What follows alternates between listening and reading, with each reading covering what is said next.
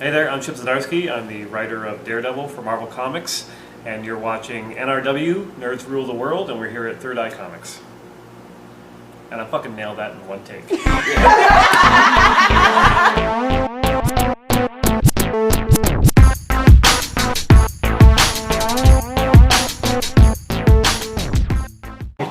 All right, cool. So we have the man without fear himself, Zdarsky. He's going to be doing a super awesome Q&A with you guys here tonight. We're going to be streaming that via Facebook Live, so Maki and I will probably repeat all that in a second here. But I just want to say thanks to you guys for coming. Thanks for signing up for this. I really appreciate it. We hope to do more cool stuff like this, and thanks to Chip for being here and giving us his night. Thanks to you. Thanks to you, the real heroes.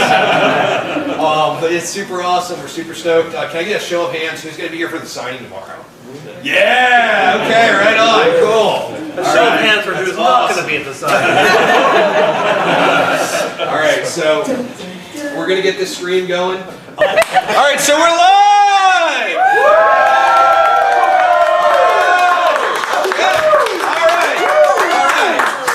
Third Eye Faithful, we have the one, the only Chip Zdarsky, the man without fear himself. He's going to be here tonight answering your questions about Daredevil, as well as all of his other projects like Sex Criminals, Invaders, Marvel 2-in-1, Spectacular Spider-Man. Maximum 2 questions. Get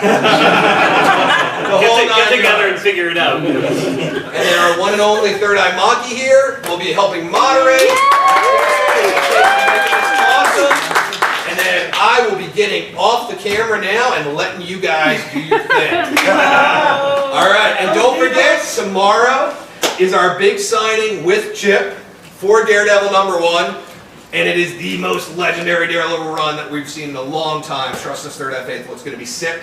And that's tomorrow, 11 a.m. to 1 p.m. So if you're watching at home, you got to come out and see us. We have a ton of people here that are going to be here for that signing as well. All right, so let's start asking questions. Let's see some hands, and then Maki will start picking people. I will. All right. Everybody raise your hands at once, y'all. What's up, Sam? Hey, what's going on, Maki? Hey. First time, long time. It's great to meet you, and thanks for all the great work you've done. Pleasure's mine. I'm a huge fan of your work on Marvel 2-in-1. Okay, cool. And I was curious, I haven't seen the Thing or the Torch, and not necessarily the Thing and the Torch written together and well for a long time. And I was wondering, are you legacy fans of the characters, or did you realize that there was something you wanted to write about? How did you come to this incarnation of these characters? It'd be so funny if I had no idea who those characters were. I was like, a guy made of rocks. All right, I'll take the job. Meet my family. I fucking love Fantastic Four when I was younger. Like, the John Byrne run was everything to me at the time. And then Walt Simonson was the big one. Like, he wrote and drew Fantastic Four for a while, and like, that's legendary. Like, for me, anyways. I don't know if anyone else here has read that run, but it's insanely fun. He was clearly just like, I don't know, I want to have them like punch a dinosaur. So they fought like Stalin. Like, it was insane. It was insane. And I love that run so much. So, the FF, they weren't really kind of a going concern at Marvel after Secret Wars. And they kind of had like a nice little ending there. And then like, it kind of rubbed me the wrong way, the fact that like Torch and Thing were kind of off doing their own stuff.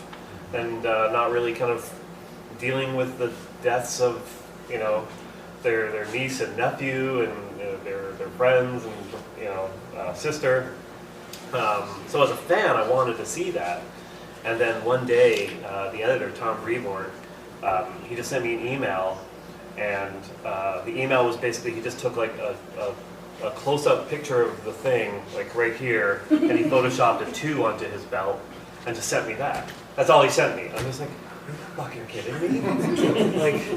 like, is this what I think it is? He's like, yeah. It's not going to be FF, but it's going to be Marvel 2-in-1.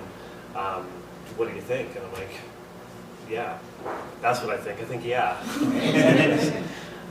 So it was a ton of fun. Like one of the proudest moments was issue 1 for me. Like Jim Chung on art was amazing, and having to get those characters like kind of reconnect on that level again. yeah, it felt amazing. Yeah, yeah. So I love those characters, and I love that book. Yeah. Thank you very Yeah. much. Hey, thank you. Yeah. Nice. Next question. Are you going Heroes Con this year? Huh. Am I allowed to say yes or no to that? Yes. Yes, I am. I just talked to them this week. It was an effort on the part of the fans, by which I mean one person tweeted at them, "Is Chip coming?" And then they emailed me and said, "Are you coming?" It's kind of like a hashtag Save Daredevil thing. People like signing up on a big campaign, but it was probably just one person. So. For those online, where is Heroes Con? And what is Heroes Con? A Heroes Con is in the hearts and minds of a nation. And also in Charlotte. Yeah. That's Matt Fraction's kind of hometown. So it's kind of an important show to him. So it kind of, by default, became an important show to me as well. Also because Matt takes me to all the great places to eat. So, yeah. Yeah. Hey, Chip. Hey. Since you're writing for Daredevil now, where do you want to take the character since Charles, did his run, and now you're making it lead? Yeah. Taking over. Well, I was going to kill him. But then Charles did a whole, I'm going to kill him. You bastard. Yeah, Daredevil's an interesting one. It's my favorite title at Marvel because it has so many legendary runs. It's the kind of book where a creator goes on and just does several years, and it's its own thing, and they really stand out. You don't find that a lot with other titles. You might, if you name a character, be oh yeah, wasn't there a great run by so and so? Maybe somebody else, but Daredevil has Miller and Nocenti and Bendis, Brubaker. He just kind of, and Charles, they're runs where when you say the person's name, you remember oh yeah, when he went to jail or whatever. That's awesome. So it was a big deal to me to get onto that title, and so I went back and I reread everything, all the big ones that meant something to me back in the day, and the current stuff, and I don't want to give away too much. Part of what I'm trying to do with Daredevil is, and it's not very kind to the retailers, is I'm not telling them what I'm doing. they do. I know they do solicitation. And you're supposed to be a big thing happens, you gotta order all these books. And I'm just here's an image that I drew today. Order it if you'd like. And partly because I'm growing tired of the kind of the boom hype machine, the boom bust of it all. So-and-so dies, so-and-so comes back. I didn't want to turn this book into that, so I'm trying to make it issue 1 is a chapter of a novel, and I don't want to give away, nobody reads a preview of a chapter in a novel, and then goes back and rereads the chapter a week later. It's weird to me. So yeah, I'm not really answering the question very well, but We're going all around. I'm going all around, yeah, because I can't answer too much. All I can say is reading all the Daredevil books, what struck me was that he is the most human of the Marvel characters. The stuff he goes through is you can empathize with him more than most of the characters, because we're all successful blind lawyers. So starting from that point, I realized okay, well, then I need to talk about the reality of what it would be like for a grown professional man to put on a costume and go beat people up at night, even though he's supposed to uphold the law. So what are the ramifications of that, both kind of mentally on the psyche and in the community of Hell's Kitchen? And so it's really going to explore kind of the effects of violence, and also where violence begins, where it takes you. I'm hoping people dig it. People seem to like issue 1.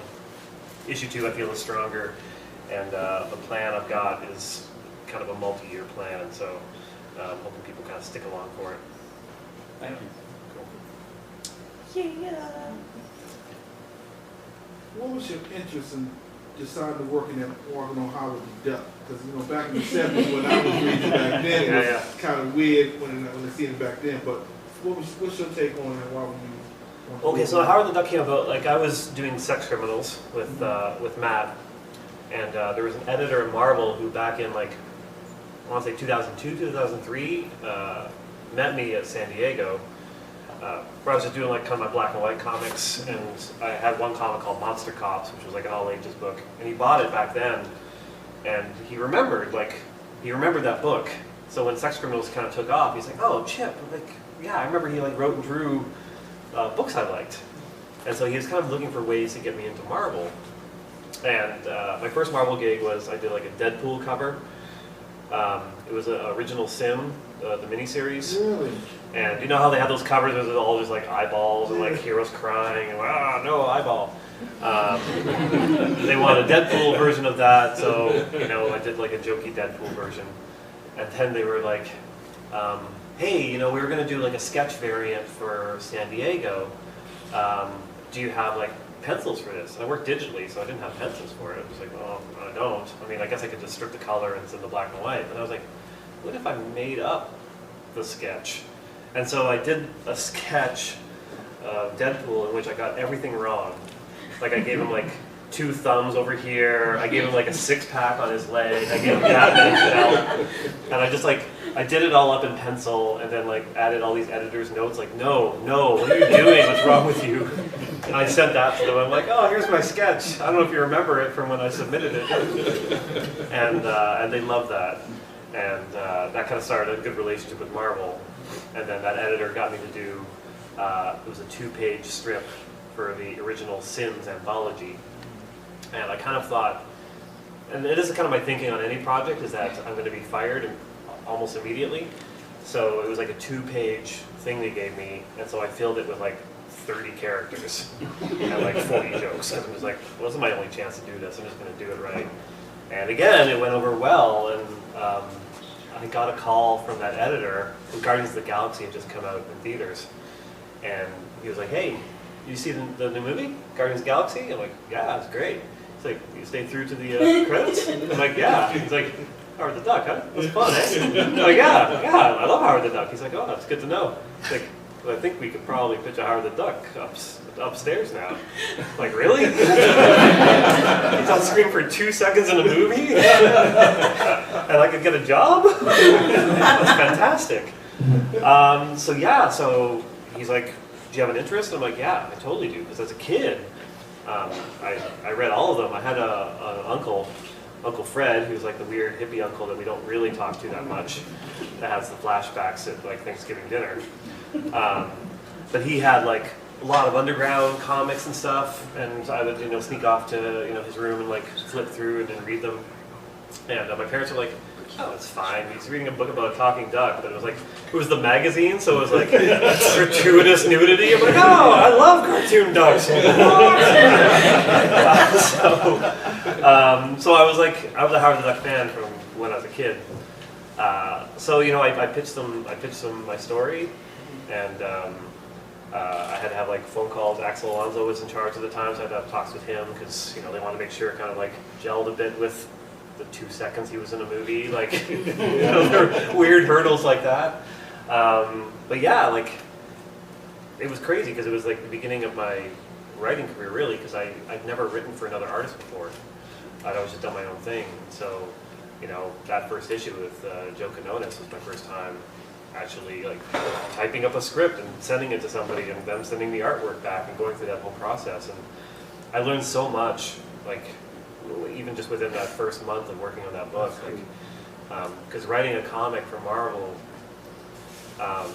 you're not just writing the script, like you're in every level of it. Like it's kind of fascinating. Like you have to pitch the story, the full story, you have to break it down into issues. You got to write the script. You're going to do the revisions. You have to review every page of art that comes in, and once that's done, you review the colors, and then you have to review the art again and rewrite the script to match the art better, because sometimes the dialogue doesn't work anymore. And then once that's all together, you got to review the lettering, before they send it off. Like, there's a lot of stages. It's not just like, oh, type a script and send it off. I don't know, maybe Bendis does it. He probably does. But yeah, it was an interesting experience just to kind of jump in, kind of on the deep end there with that book. And yeah, I'm super proud of it. Like, we managed like 16 issues, and then Joe and I were like, oh, I think we're done. And we quit. And like nobody ever just stops. Like everyone's like, oh, I'm sorry, Howard was canceled. I'm like, no, it wasn't. We were done. I don't know. Do you want us to keep going when we're done? Like, that's weird. Is that how comics work? Turns out that's how comics work. Yeah. So I love Howard. We're actually doing a War of the Realms 4-pager. Joe and I are doing a Howard the Duck thing. The editor contacted us and was like, hey, you know, because the editor of Howard the Duck, he's editing the War of the Realms event. And so it's just his chance to just get his stupid buddies in to do a real stupid script. I gotta tell you, I sent the script in. It's 4 pages. I sent it in. I'm like, here you go. You know, I hope it's not too gratuitous or weird. And I did not hear back. It was like 2 weeks, and I got sent a follow-up email. Hey, you need me to rewrite it? I get it. Just let me know. And like nothing until like I was flying to New York. For the signing before this, and he was like, hey, I'm just like in War of the Realms stuff right now. It's great. I'm looking forward to seeing how Joe draws that scene. So yeah, keep your eye out for that one. Love Howard. I think, wait. Back Michael, did you first? still have a question? Yeah, sure, I really do. Share. Oh, I don't like you shut this down. It just goes weird. All right, I feel that the earth, the place that we all dwell. Oh God. So any chance of us getting any more twisted tales of arguably one of comics' most annoying characters, Keith Kagan? So that I can ease my troubled mind. Kaptara? You're talking Kaptara? Of course I am. Okay, all right. Just double checking. You're not talking like a book that's in your head or anything. Yeah, so Kaptara, we did the first 5 issues, and we had a blast doing it, and I wrote issue 6 that month, and sent it to Kagan. He's like, all right, time to do comics again. And he just like collapsed. Like, I think he forgot how hard making comics was. It's probably the hardest art job you can actually do in any kind of art field, as is my experience on Sex Criminals. And so he just like, he hit a wall, and I think he's produced like half the pages of issue 6 so far. And I've talked to him about like, because the weird thing is he's like one of my best friends, and I see him every week. So every week we go play squash together and have a drink. And I'd say every like 5th game, I'm like, so how's Kaptara number 6 coming? He's like, oh, you know, I've got some freelance jobs I gotta finish, and the kids are, you know, in school. And I'm like, yeah, okay, just you let me know. Because it's the challenge with the creator-owned book is like, there's nobody kind of over our shoulder being like, oh, you have to do this or you're fired. We got to make our 4th quarter.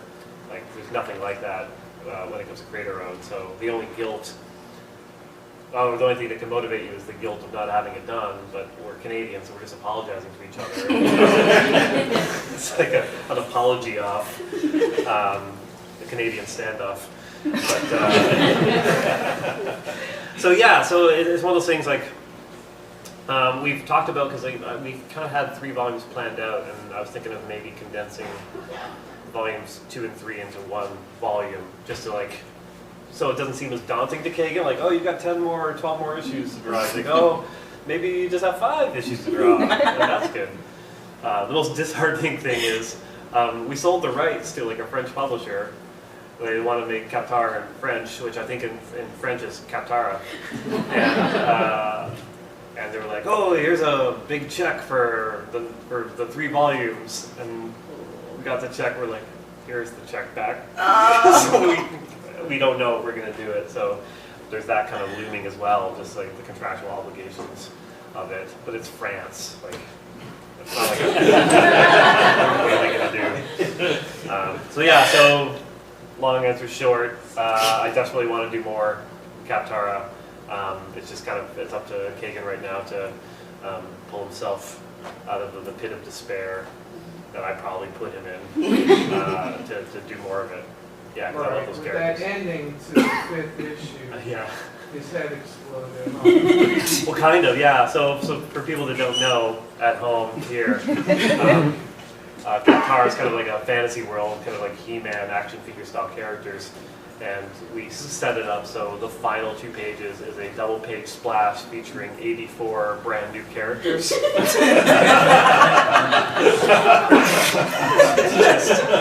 So stupid. But the way we did it was, I'm writing the script and I got to that scene. I'm just like, 2-page spread, 84 characters, and just sent it to Kagan.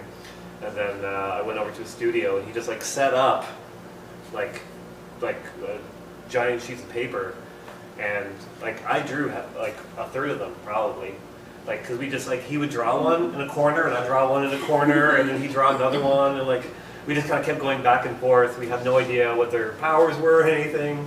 Some you kind of knew, like there was one guy who just had a stained glass window for a chest and he was smashing somebody through the window. The defenestrator. But yeah, so we drew it together and then Kagan refined it and made my drawings better, and then I just had to write bios for 84 characters and figure out what they were. Which is actually very similar to how Matt and I did in Sex Criminals. If anyone's read that, in volume 1, there's the bathroom stall scene, and that was basically, we got to that scene. It was a scene I suggested because there was another scene there before, which was kind of more of a sad scene. I'm like, we promised some jokes in this book, we gotta deliver some jokes. And so I came up with the idea of the bathroom stall scene, and Matt refined it, so it was the character drawing them out. All the sex moves on the stall, and we basically just like emailed each other 50 names of sex moves. So we had 100 sex move names, and then we narrowed it down to like 20, and then I just had the names. So I had to figure out what the names meant. Like one was like candle in the wind, and I'm like, well, is this for adults? I don't know. Candle in the wind, like obviously you're gonna think, there's some. If the kids watching, they'll have no idea. Maybe it's a hot dog. More ketchup on my. Candle in the wind, but it seemed too obvious, so I had it so it was a guy who's. Things on Facebook. So Candle in the Wind was just a guy with his like penis sitting on a windowsill, and a woman outside just closing the window. Both of them are smiling. It's consensual. That's always the best part of comics is collaborating with the people that you love and trust. Like my favorite projects are ones where the artists contribute kind of to the writing, and the writers contribute to the art. Like the division gets blurred a fair amount, and yeah, Sex Criminals and Qatar are key examples of that. And Howard the Duck too. Like Joe would add so many great gags. Yeah, I love my collaborators. But yeah, sorry about the hot dog. All right, next. Yeah. Do you plan on making any more prison funnies? Prison Bunnies. So for anyone who doesn't know, Prison Bunnies was my university strip in which I created my name, Chip Zdarsky, because I didn't want to shame my parents. Probably not at this point. I often toy with the idea of collecting them and putting them out into the world, but I would George Lucas the hell out of them. Like I'd already done it before because I printed the first issue in like 2000 or whatever, and then I had to reprint it, and I hated the art so much, I light boxed it all and re-inked like the whole main story again, like a moron, like anyone's gonna notice.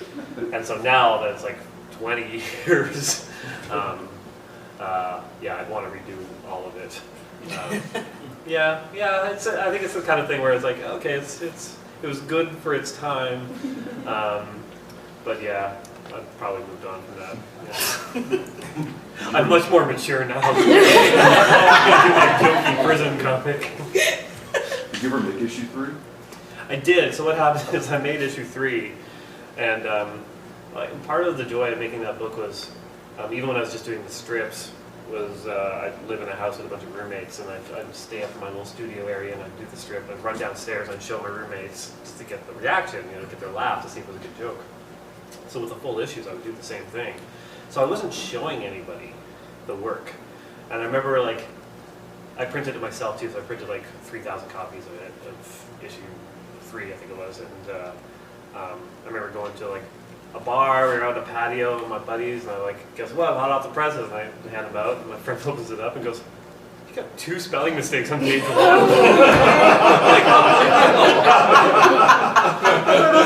go through the issue, and I'm like, I didn't even like run into a spell check, like, literally, like, there were so many mistakes, and I was just like, oh, what am I gonna do? I never solicited it through Diamond or anything.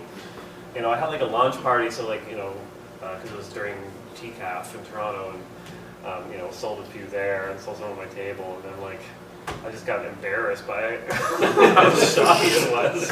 So like, my garage would have like thousands of comics. So, like, every day I'd walk out there and just look at them like, what do I do with you, my malformed children? Gone through the mountain.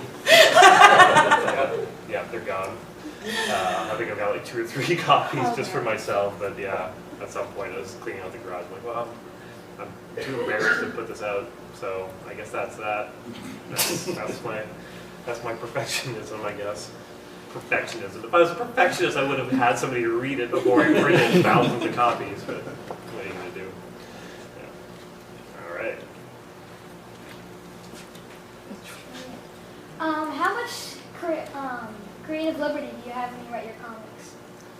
All of it. I basically run Marvel Comics. Every project is different. Howard the Duck, I had a lot of creative liberty on that because no one cares about Howard the Duck. I mean, some do. I cared, obviously, but you can get away with more if it's a character that maybe doesn't have a TV show or like a popular movie. Sorry, Howard the Duck. But then, so I went from Howard the Duck to Star-Lord, and Star-Lord, the limitations there were because Bendis was writing Guardians of the Galaxy. So whatever he had going on in there, I had to follow. So I got the call like, hey, you got the Star-Lord gig. I'm like, great. I'm like, I have all these great space ideas. Like, well, he's on Earth. What? yeah, Bendis has him like grounded on Earth, so you're gonna have to do that. I'm like, oh, okay, all right. And you just work in the limitations. And then Spider-Man was the one that had the most limitations because it's Spider-Man. So you have a character who most people in the world know who it is, so they have to be a bit more careful as to how you handle that character. So going into that, I had a lot of limitations in terms of like, you can't mention this, you can't do that, Spider-Man can never be seen doing this or that. And they weren't like egregious. It's not like I was like, oh no, I'm handcuffed because Spider-Man can't murder dozens of people. But it definitely it makes you think while you're writing the script. And the books that take place in the larger universe of Marvel, you always have to be conscious of what's happening in the other books as well. So on that one, there was Amazing Spider-Man, so I had to make sure that what I did didn't get in the way of what Dan Slott was doing there. Which is kind of why my Spider-Man book had him like traveling through time and going to alternate universes, because that was the easiest way to not step on the toes of the other books. And you just kind of know what the limitations are on these books, really. Like even yourself as a reader, you kind of understand like again, like Spider-Man cannot murder several people. I keep mentioning that, like that's what I kept pitching. But yeah, so they want you to be as creative as you can because they know the more you push the boundaries of a title and a character, the chances are higher that people are going to be invested in it. Like Daredevil.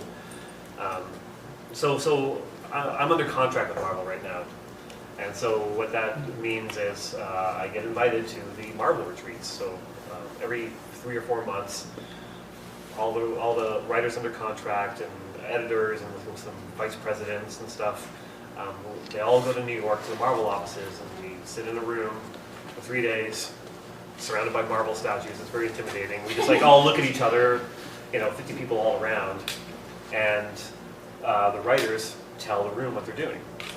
And at that point, you know, people will help out or, you know, question their ideas, like try to make things better, see where things can tie in together. And so the retreat where I was pitching Daredevil was super nervous. Like, I normally don't get nervous, but it's very hard to pitch Daredevil in a room where like Mark Waid is sitting over there and Joe Quesada is sitting over there and they're staring at you like this. But I made my pitch, and like for the whole story that I kind of have planned out, and it was the kind of pitch where you could sense in the room, half of the room was like, no, you can't do that. And the other half was like, oh, that'll be awesome when you do that. Because it flirts with the limitations of what you can do with the character. So every issue is kind of, it's not a fight, but it's like, I'll put something in the script and be like, oh, you can't have him do that. I'm like, but why can't I? And then you have a discussion, and you have to find precedents, and you have to kind of like, you have to make your case for the bigger changes to a character. Which is, you know, it's part of the process. But you know when you're writing, like I know when I have Daredevil do something that's maybe not what he's done before, I'm going to have to justify it to the editors. So that was a very long answer to your question, so I'm sorry. So you worked with Donny Cates and Doctor Strange 390. Yes, I did. Are we going to have more collaborations between you two? I would love to. That was so much fun. So for anyone that doesn't know, when Donny was writing Doctor Strange, he did an issue where Peter Parker was involved, and he wanted a 2-page sequence done by a different artist in which Peter Parker talks to a spider. He's always wanted to talk to a spider, so he just wanted that. And so he called me, and he was like, hey, this is kind of what I want to do, and I kind of need help with like jokes, like, you know, do you have any ideas for, you know, how this conversation could go, like to kind of add to this? And so we started spitballing kind of back and forth on it, and we were just having fun. It was like one of those like hour-long phone calls where we're just like trying to figure out, you know, what stupid things that they could say to each other. And by the end of it, I was just like, who's gonna draw this? And he's like, oh man, I don't know. He's like, you want to draw it? I'm like, yeah, I kind of have to draw it. And like, you know, we had to convince the editor somehow that I should be drawing that. But I was so happy with it. Like, that was an insane amount of fun. And Donnie had the sweaters made, because in it, I forget whose idea it was to have more of the sweater. I think he wanted him in a sweater, and I wanted him in a sweater, but with like the ugly spider on it, and like that was his symbol. And because I'm again a little bit of a perfectionist, I actually like designed that spider in Adobe Illustrator so you could blow it up billboard size if you wanted to. For some reason, I'm stupid. But it worked out well because now I have this file, and like Donnie wanted it, so I gave it to him, and he had like yellow sweaters printed up just with the spider on it, and he gave it to the editors and me at the last retreat. So we were just like strutting down the halls in our very stupid spiders. Yeah, Donnie's brilliant. The first retreat that we both did, we did it together, like a year ago, 2 years ago, and you can kind of tell kind of immediately, like in the room, like he was the one that like was gonna run that company one day. Like you could just kind of tell because of the energy off of him. Also, he was pitching Venom, and I remember he was pitching Venom, and I looked over and he had his like phone out, and the phone had like Venom is his lock screen. He had like a Venom patch on, and his jacket was like a wool like replica of Eddie Brock's like Venom jacket. Like, oh, you're all in. Like, this is gonna be a great pitch. And it was like he gave the pitch, and it was like, oh my god, like, and what are you gonna do for year 30? Like, this is insane. He was so excited about it, and yeah, it definitely shows in the work. So yeah, I'd love to work with Donnie again. He's the best. Anyone else? Sorry. I really like the religious element in Daredevil that he wrestles with, Thanks. and there's, I think, some really cool depth to it. Yeah. And I was curious to know where you turn to get that piece right, and especially if there's like a theological interpretation. Yeah. So the Catholicism element is super important to the character, especially in a universe where like Galactus has showed up. Like that's got to just mess with everyone's brains. So I wanted to go kind of deep on the Catholicism, and like I'm not Catholic. My mom was Catholic only when somebody died. Like we'd all have to go to church for like 3 weeks, and then she'd want to sleep in, and so we didn't have to go to church ever again. I went to Catholic school for 1 year in grade 2 because my public school teacher kept falling asleep. And my parents found out, like, well, you can't be in this class. They put me in Catholic school for like a year. So my experience was very limited with it. So I reached out to, there was a local Toronto academic writer, Anthony Oliveira, and on Twitter he's at Mia Koopa. He's a comics fan, and he does like a podcast about Paradise Lost and Milton, and like he's insanely smart. Like anything he writes is just like brilliant. And so I just reached out to him and I'm like, hey, can I buy you a drink? I want to run some Catholicism by you. I'm so glad I did. Like there were like 3 or 4 pages in issue 1 that kind of deal with it, and even just those pages that I sent him, just the script, I'd get like 10 pages back of notes on it, kind of going deeper on it, or saying, okay, but I don't think a priest would say this. Like that might be right, but it doesn't ring true for someone actually practicing the faith to say it. So they're like, because there's one thing I put in there that I found really fascinating, which was the justification for violence. Because when wars happen, the Catholic justification is the fact that Jesus drove out the money lenders from the temple with a whip. And there were readings I did online where, like any kind of religious text, you can kind of look at it from a variety of angles, usually to justify your own wants and desires. But somebody wrote a whole thing where it's like, well, if you actually read it carefully, it doesn't state that he hit people with the whips. It was like livestock. He was getting the livestock out, and just like him overturning the table and the threat of it was enough for people to go, Jesus never actually hit anyone.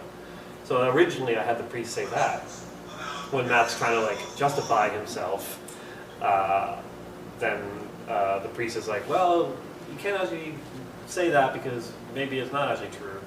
But when I ran it by Anthony, he was like, that's the first time I've heard a priest say something like that. Like, I don't think a priest would take that line. So I changed that to be like, yeah, that was the Son of God. You're just like a dude dressed as the devil. Those are very different things. Yeah. So like stuff like that, like you want to get it right and you want to make it as accurate as possible. So he's been the best. Like I put a special thanks in issue 1 just for him because yeah, he definitely saved my butt on that, and issue 2 as well. There's some stuff in there. So yeah, we're gonna go a bit deeper into that because like at some point, what is God in the Marvel universe? Like how do religions even function on this planet with all the things that have happened?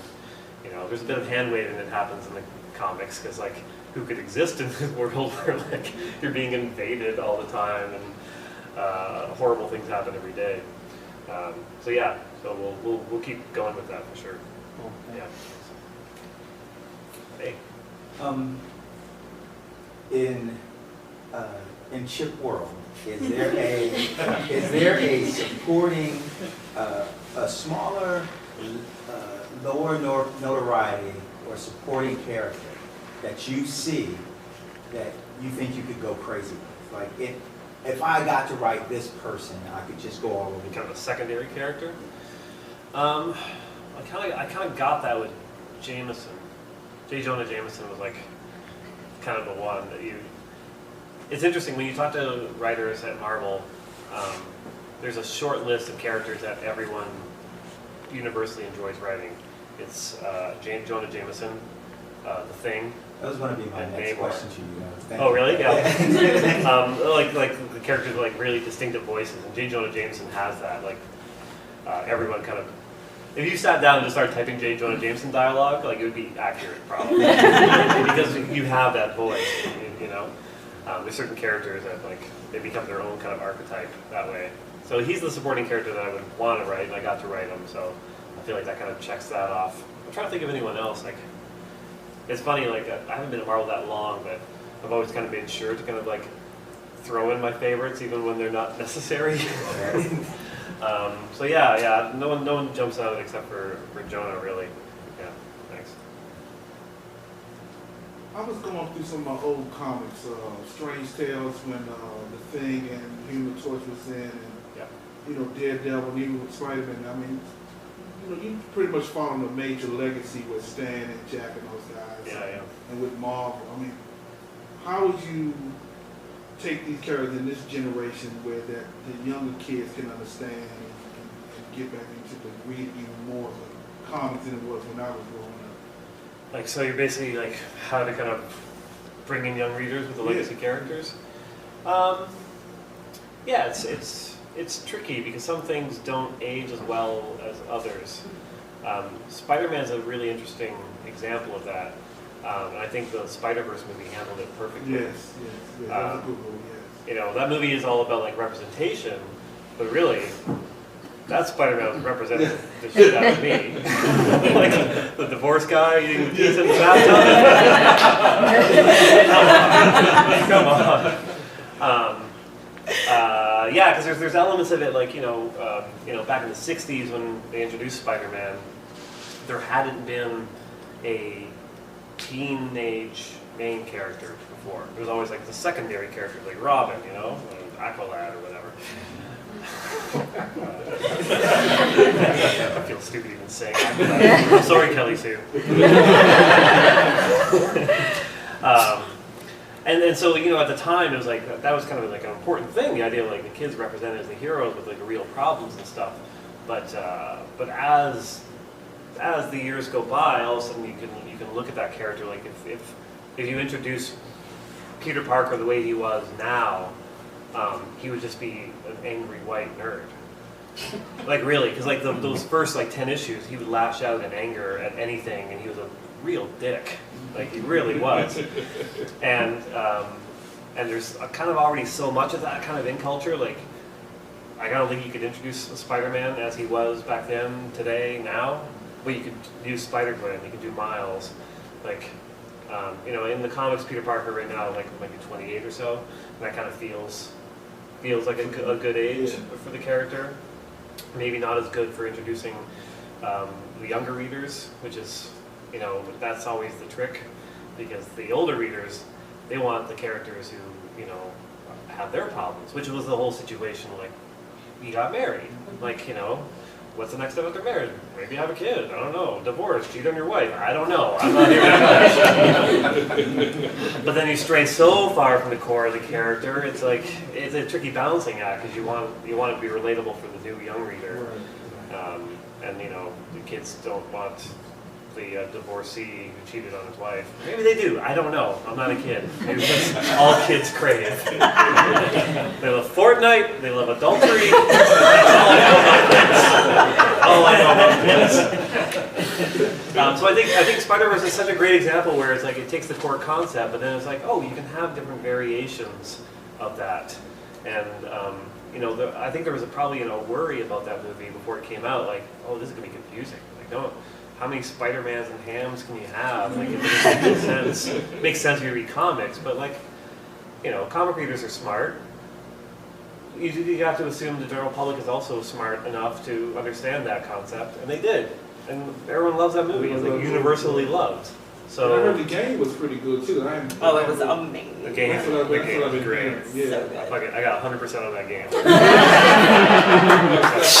Well, because also, like, one of the nice things about going to the retreats, like these like Marvel summits, is, you know, the VP of video games will show up and like, oh, hey guys, I'm just gonna have a little presentation of what we're doing, and just boo, here's some scenes from Spider-Man. Like, what? And I'm just like, oh, I can't wait to play this, and I would like bug him. And I'd be like, hey, next retreat, maybe you just bring me a little CD. It has the game on it. Test it out for you. You know? No, they never did that. So I was like super excited about that game. Did you ever get a chance to meet Stan Lee before he passed? No, I didn't. And it was one of those things where I had a couple of opportunities to, and I didn't do them. And partly because I was like, it felt like everyone kind of like approaches Stan Lee kind of the same way, and just like, you know, oh, you mean everything to me, and like, you know, you give him the spiel, and he has to be like, oh, thank you, and you know, what's your name? Here's a fun joke. Off you go. Tell that story for the rest of your life. And you know, he was in his like 90s, and I was just like, I just wanted. The gift I wanted to give to him was not have that conversation again with somebody, and to just get to his hotel room so he could just lie down and enjoy being a 90-year-old in a hotel room. I don't know, but like, we'll scrub that part.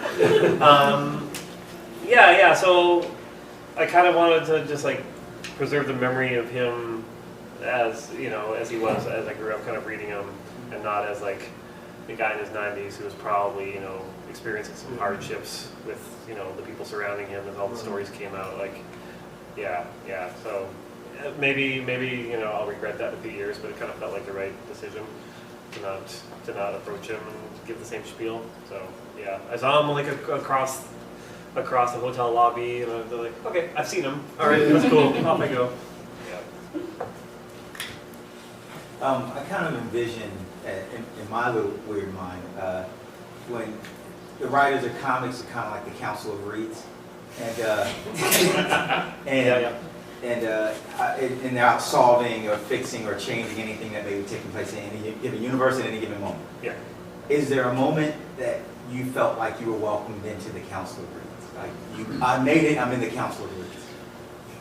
Yeah, so I mean, the first summit I went to, it's intimidating to do it. It's hard because I can't really tell you key moments without spoiling things. But like once you like get into a heated debate with somebody in the room, then you kind of feel like you're part of it. You're not just a person trying to impress them, you're actually a person engaging with them. There was one point, yeah, I could probably tell the story. Can I? Yeah, sure. All right, I will. It's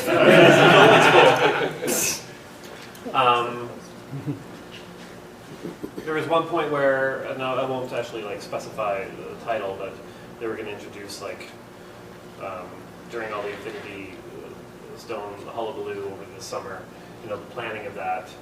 Jerry did a great job in the series, and they really wanted to integrate those stones into corners of the Marvel Universe. And there was one point they were going to have the stone show up in somebody's book, and I was like, it kind of like takes away from the story they're telling. Like if it doesn't enhance the story, then it shouldn't kind of be in there. And like, it was such a great story, and I was like, you want this to sit on the shelf for like decades to come, and people to pick it up and read it, and really get a good sense of this character and the journey they're going through, and not to like all of a sudden trip over an Infinity Stone on page 200 and be like, where did that come from? And have to hunt down like a crossover that it was a part of. And so I think that was like the first time I actually like kind of butted heads a little bit with some people in the room to kind of like stand up for like this one story, because sometimes that can happen where at Marvel they love and I love like the interconnectedness of it all, and I think we all strive to make sure to reflect what's happening in the other books, but we also all have to be careful to make sure that it's not at the expense of any individual story. So yeah, that was the one moment where I was like, okay, yeah, I feel good being in this room. Like I feel like, I gave something here today. And yeah, then there've been a few things where like the fun part of this room is like, I don't work on X-Men books, but I can say a thing, and then it shows up in an X-Men book. And nobody knows, and it's great. And I kind of like that. I'm just like, people be talking about an X-Men event, I'm like, yeah, that's my idea.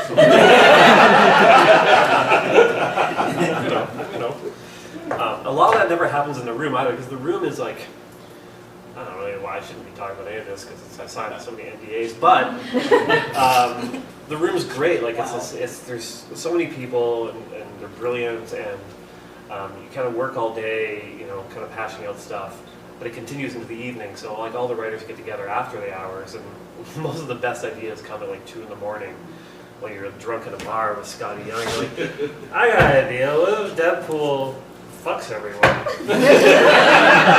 And all of a sudden it's like a 12-issue maxi.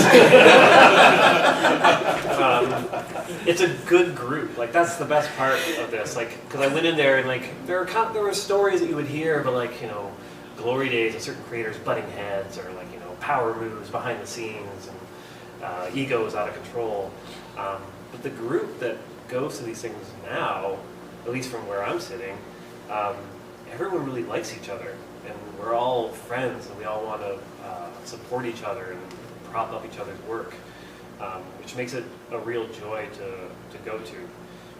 because you continue those conversations after hours, you know, straight into morning, next day. You know, these things take place for like 3 days because of planning this universe. And, like everyone's just it's just a great group, and like that's the best part about all of it. Is the friends we made along the way. Yeah, no problem. So I love Sex Criminals. Cool. It's actually what got me into comics. Oh, awesome. And now I've read thousands, so Sorry. damn you.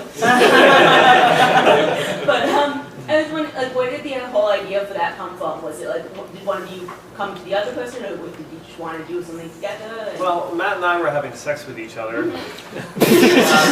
and he said, it feels like time to stop. So I'm like, that's a good idea.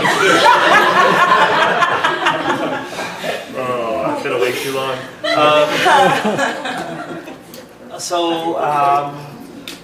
We were both at weird points in our life. Like Matt was kind of at his tail end at Marvel, and I had been working for a newspaper for about 13 years, and I was finding it starting to get repetitive. And I remember super clearly, it was this one assignment I was on. In Canada, we do things differently. So I went to Ottawa from Toronto to cover a boxing match in which our now current Prime Minister beat up a senator in a boxing match. That's how we solve these things. At the time, he was just an MP, a member of Parliament, but he was the son of a previous Prime Minister, so it was a big deal. And so they sent me there to cover this boxing match. It's true. I know it doesn't sound real. It'd be great if you guys, use that system here. I'm sure a lot of you would be very happy to see that. So I went to this event, and I was kind of like pretty loopy getting there and covering the event, and it was a weird thing to be a part of. I don't know if you've ever been to a boxing match, but it's two grown men punching each other, and every instinct you have is to get into the ring and break up the fight, but you're supposed to watch it and say good job. So I was watching this, and Trudeau won, very decisively won. And at that moment, everyone realized, well, he's going to be the next Prime Minister. Like, we actually did. Like, the whole room was like, okay. Because at that point, this is nothing to do with comics. But at that point, Trudeau was a drama teacher who was the son of a previous Prime Minister, and he got into politics after his dad died, because there was a big, state funeral kind of thing. And everyone made fun of him, because he was a drama teacher who became a politician. It's weird. It's like a billionaire becoming a politician. But so the things were kind of like, oh, he's just he's a drama teacher. He doesn't know what it takes. And then he got in a ring and he beat a man half to death. And everyone's like, oh, all right, you could be a prime minister, sure.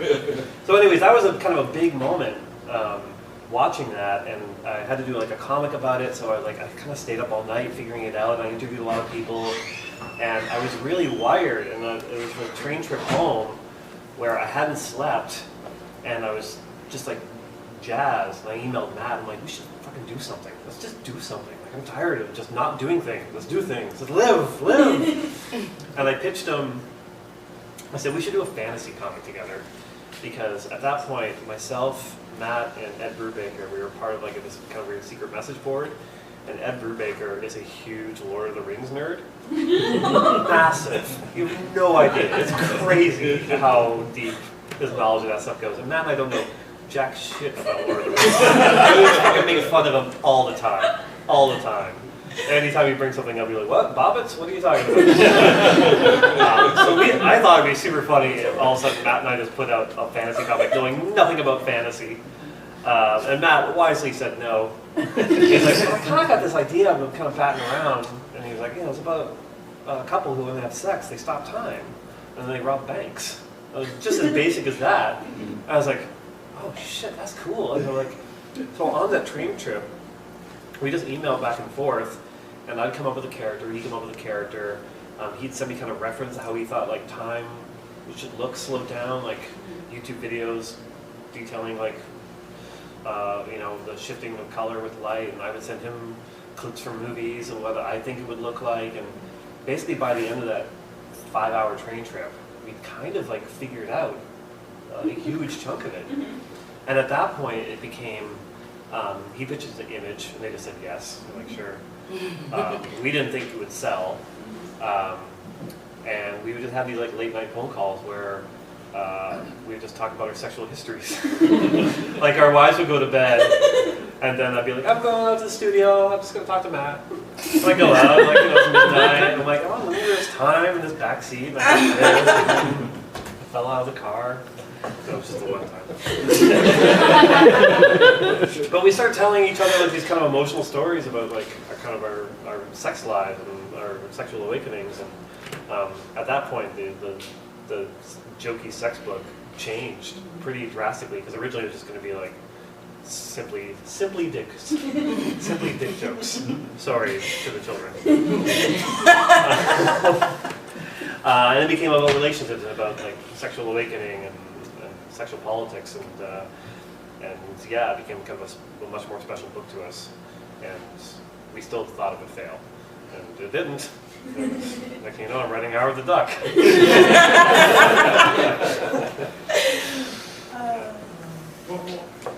Let's see! Let someone else ask a question.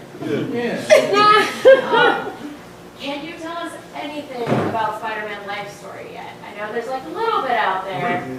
I can tell you everything. I can tell you the whole plot. No. I'm so tired. I really want to read it. So Spider-Man Life Story is a thing I've been kind of low-key pitching to Marvel since I got there, basically. And it originally wasn't just a Spider-Man book. It was going to be kind of a Marvel Universe title where the Marvel Universe aging in real time. So anyone who reads the comics kind of understands that the characters stayed the same age, roughly, as the years go by. And it wasn't the case when the comics started. Like Peter Parker aged in real time. You know, he started off as like 15, and you know, graduated high school, went to college. John Romita started drawing him hunky. Like, you know, he actually progressed to a point where they're just like, oh, wait, we need to stop this. Like, or we're gonna be, you know, putting out comics about an old man soon. So he kind of froze around that age of like 28. So I was like, well, what if they didn't stop it? And so the whole idea was I was going to do a big kind of mini-series about the Marvel Universe where every issue was like 5 years of their time as the characters age and progressed. And when the characters introduced, they're introduced at the age they were introduced. So like as an example, like Miles Morales, when he debuted in 2011, he was like 13, 14. So at that point, he would be 13, 14, and Peter Parker would be like 70. So I've been planning this out, and I have like this crazy like chart, like figuring out all the first appearances of all the characters in the Marvel Universe that mattered really, and what their ages would be in every year. Like it was my attempt to be Jonathan Hickman, you know, graphs and like but X plus Y equals fun. And that's my impression of Jonathan Hickman. X plus Y equals fun. So I kind of planned this whole thing out, and I pitched it to Tom Brevoort, who's my editor on Marvel 2-in-1, and he was like, "This is great," and he's actually kind of had that idea for years as well. But he's like, "But it's too big. Like, there's no focus here, so you should just do it about Spider-Man, because you're just finishing Spider-Man, like, make this your next kind of gig." And so that changed it drastically, but it was the smart move, because there's a lot of stuff to kind of figure out for it. It's kind of like, it's like a puzzle, and it's been interesting. I've had to reread all of Amazing Spider-Man, which sounds like fun. But by issue 500, you're like, oh man, this guy. So each issue is a decade, 6 issues. That takes us to present day. And I'm trying to make it so every issue, I hit upon kind of the major things that happened in the comics within that decade, no matter what ages the characters are at, which is tricky. I've got 30 pages to do that and create a cohesive story, so that's been a challenge, especially during decades where lots happened. Like I just finished writing the 80s one, and like a lot of stuff happened in the 80s. So you have to ignore some things, incorporate other things, make things tie in more neatly. but also think about the rest of the Marvel Universe, because I'm also trying to treat it in a way where if time is moving normally there, then maybe the world events should kind of have more impact on the characters as well, because Marvel kind of ignores that. Because So are we going to see things like Secret Wars happen for him, but he'll be older when it happens? yes, all of them will be. Okay. So okay, here's like one like spoilery thing, like issue 3, which is the 80s. Mark drew like a 2-page spread of Secret Wars, but with each character aged according to my chart. So it's beautiful. It's insane. It's gorgeous. Like it took him longer than he normally takes him, so it took him like half a day. But but it's beautiful. Like it's really, really stunning. Yeah. So I want to make sure the real life events kind of affect things and change the nature of this world as well, because in regular Marvel continuity, you have to kind of ignore that. Like, okay, Vietnam happened, but you know it still unfolded the same way it did in the real world, right? Yeah. So in this, Vietnam plays a much bigger part in the first story, because it's like, why wouldn't Peter Parker go to Nam if his buddy's going to Nam? The Cold War stuff in the 80s plays a bigger part. World history kind of changes in this kind of timeline as a result of superheroes existing. So there's a kind of a Watchmen element to that. Like, you know, I kind of picture when I was, you know, writing the Nam issue, you know, Dr. Manhattan just like, doo-doo, just storm through. You know, that classic scene of him, doo-doo. Squish, squish, squish, bang, bang, bang.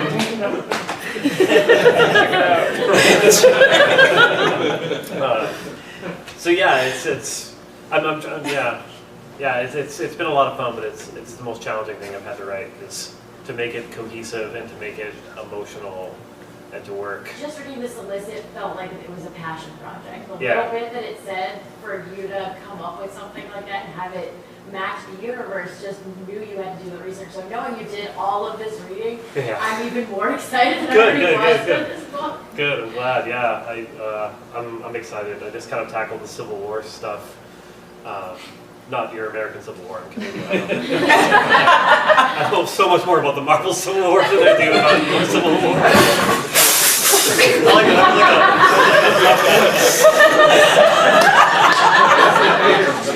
It's not going to hurt time I tell it. Yeah. Like there've been key moments like the Civil War stuff. I'm like, oh yeah, this is gonna be super fun. Like, and it's kind of refreshing to reread it, kind of in a row, and you know, not remembering things as accurately as I thought I did. Yeah, super fun. And they let me do the covers. Like all those images are. Great. Yeah, thanks. We're taking more risks with the design stuff. Like I'm always trying to push. Like I usually design the logos on my books. I didn't for Marvel 2-in-1 or Invaders, but on Spider-Man I designed that logo, Star-Lord, Jughead, Daredevil, and then they're getting better at kind of letting me kind of take those chances with these things. And the covers for Life Story have been so much fun. Because it's kind of like I'm trained as an interpretive illustrator. Like I went to school for that. And what that basically means is it's taking text and trying to figure out how to distill it into an image, whether through like kind of visual metaphor. So with these covers, I'm trying to really do that and make it feel like kind of high quality book covers. So we'll see. I think it'll look good on the shelf. So That was my first time when I saw the cover. I was like, this is gonna look really pretty on display. Yeah. I'm excited for it to come out. So yeah. Yay. All right, friends. Sadly, we've come to that time. Yeah, already. So I'm going to take one more question from someone who hasn't asked a question. Yes, sir. Hi. I remember reading one of your earlier issues of Spider-Man, and there was a scene where he goes to do a stand-up and bombs quite bad. Yeah. Is that inspired by any potential real-life experiences that you've seen? I can't tell if that's an insulting question. No. I've never wanted to do stand-up. Well, I wanted to do it once. I had an idea where I was going to go to like Yuck Yucks on open bike night, I was gonna stand there and tell jokes really poorly while shaking, like clearly very nervous. I just like staring at like my girlfriend who's just like, you could do it, you could do it. And I just like stare at her, and like I want key friends of mine to dress as historical figures and stand up and start heckling me. And then I was just gonna pee myself. Me holding the microphone was like a flood of urine. But then I grew up and got a job, and like I don't have time to pee myself on stage. Stand-up club. But I love writing that scene. Like I've always wanted to show that Spider-Man is funny, but not that funny. Like he's kind of an annoying funny, and I realized the trick to writing Spider-Man jokes is you got to write them quick. Like you can't think about it too much. If you think about it too much, then it sounds like you're a writer writing a joke.